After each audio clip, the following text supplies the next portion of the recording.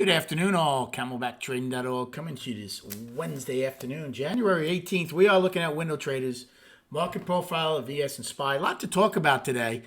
So today turned out, we said early in the day in the trading room, now I'm in 8s or 10s here, that it's becoming a carbon copy of yesterday, where we opened higher, B went higher, and then all of a sudden, that's it. The buyers absolutely failed.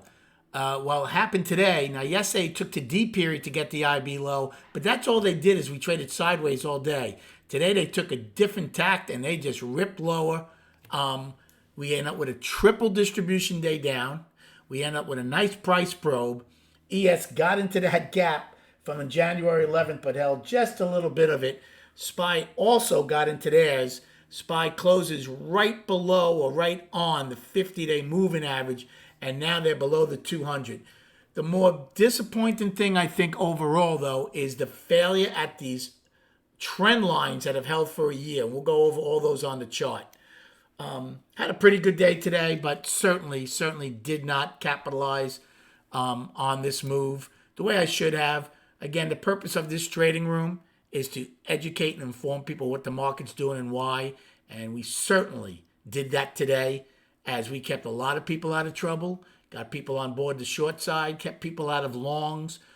We had, people didn't think the tempo was good. We might take back some of this trend day.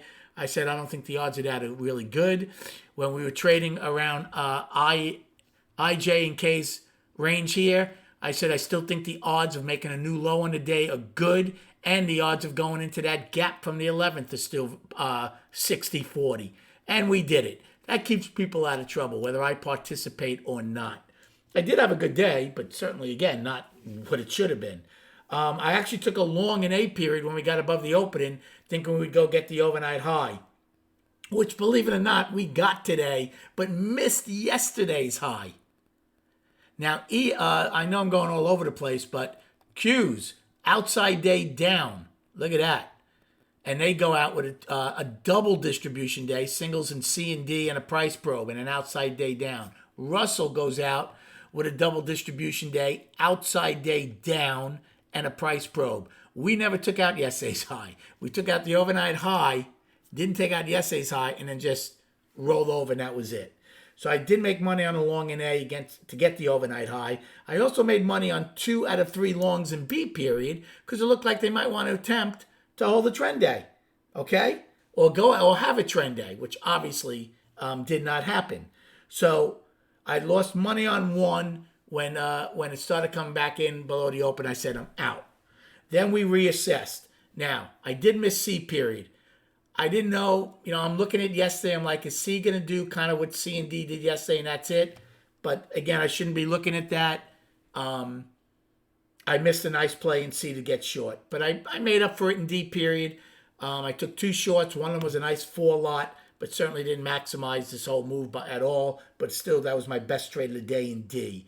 Then it got very tedious. Yes, E and F went down, and G. I mean, we went down, but the tempo C and D's tempo was good.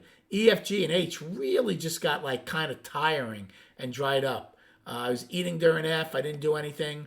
I did take a long in I. I lost on a 1 lot initially, thinking we were going to break H's high. Then I took a 5 lot.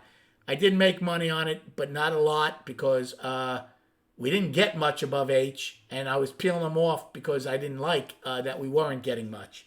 And then the last trade I did was an M period. I did take 1 short, but again, did not maximize that. Should have held that as we went back down to the gap. As far as destinations are concerned, in SPY, the upside, there's a lot of them, so here we go. Price probe, H is low, 392.53. Single prints, our first set, 394.11 to 21. That's our third distribution. It starts at G's high to the day's low. Middle distributions, E's, give me 1 second. Yes, E's high, low to E's high, and then the upper distribution is A's low to B's high. So the second set is 395.37 to 396.48. They're over $1. The third set is 397.43 to 398.40. They're just under $1. And then today's high at 400.23. The downside, 391.28 daily low, and then we still have to fill the gap at 390.65. It's a 37-point gap now. Then we don't have anything to 390.22. Price probe from the 10th of January. 387.19 afternoon pullback low. And 386.27, which is last week's low. We'll talk about that when we get to the charts. ES, downside. The gap held 43.75 to 42. And then in there, there's an 18 wide overnight pocket, 42.50. Again, I don't count N if we do it as getting it. Price probe of 37.50, and then nothing to last week's low of 97.25. For the upside, price probe, H's low 56.50, single print 72.75 to 73.50, 85.50 to 96.50, 06 and a quarter to 15.75, and today's high of 33.50. Now, let's go to the charts. Okay? Now this one's going to be a little longer, but we had great range today, right? What our range ended up being, what was our range today? Just under $9. I mean, that's fantastic.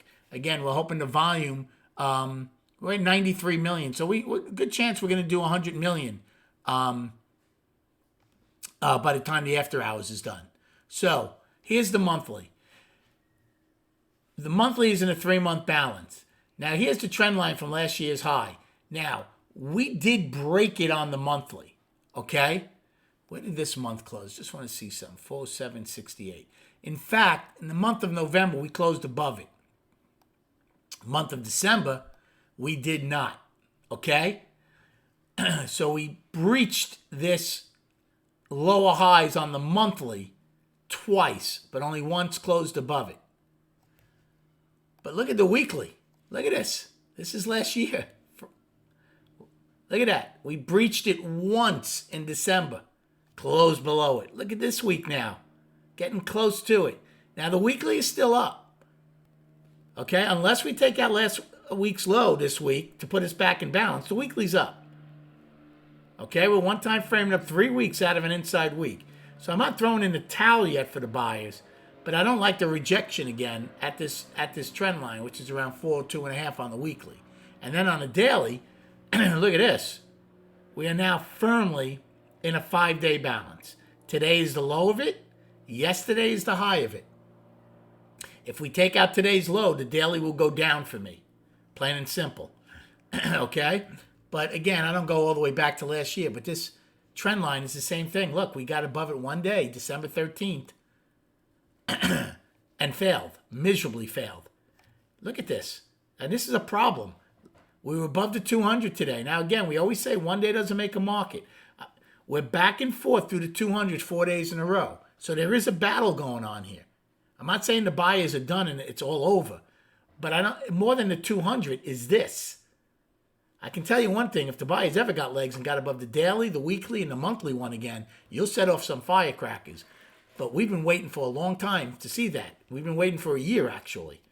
So the buyers, I think, do not want to see a new low tomorrow because then you'll be going below the 50.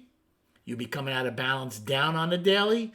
The 20 might start rotating back down. Remember, every time the 20 crossed the 50 last year, we made a new low within a month. Well, we crossed the 50 on December 30th.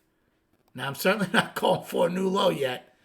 However, if we start getting legs below the 50 and the 20, things can certainly change and get rather ugly for the bulls.